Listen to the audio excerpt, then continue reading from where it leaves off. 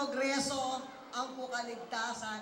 Dating players, lagi ang bungali ng opisyalis kaya ko kay Santo Tomas, ikatang board members, ngayon yung kasi pinbalin, minalin, kailangan ipostogi kung magbisita ko pinbalin na ulay po ating paka-importanteng meeting kayo kalupanin kaya number 2 man kay UN kay New York patungkol kay relief operations taong keting Pilipinas.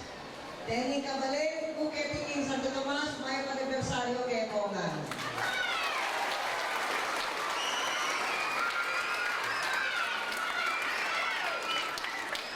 Magtulang mo mga opisina kasi tayo ay hingga kayong 58th founding anniversary. At matulong ko balo, ako pala ay minunang presidente ng may kapiesta kay kayo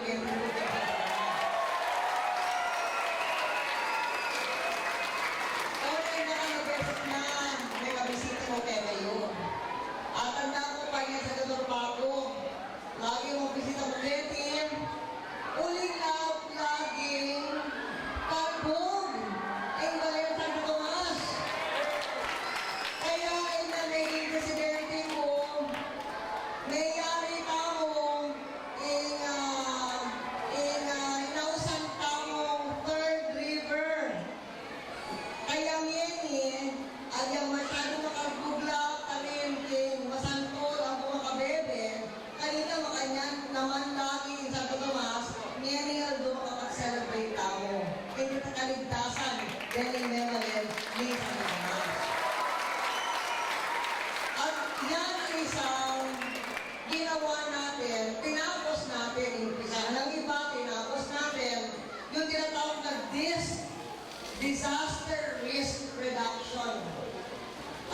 In fact, yung report ng ANAM, mayayari itang Third River ilang 2002, yung pangatwang banwa, hindi na ako pa mag-presidente. At meron pa, matula kong meron ang diferensya compared kay pamagbisita ko ba sa Dodorpaco at Ngeni, kasanting na yung dala ng North. So, nakali mag-complain kasi masakit. Sa magdiriwang ng aming ika-58 founding anniversary. Alis na kayo dyan? Ayan. Ayan.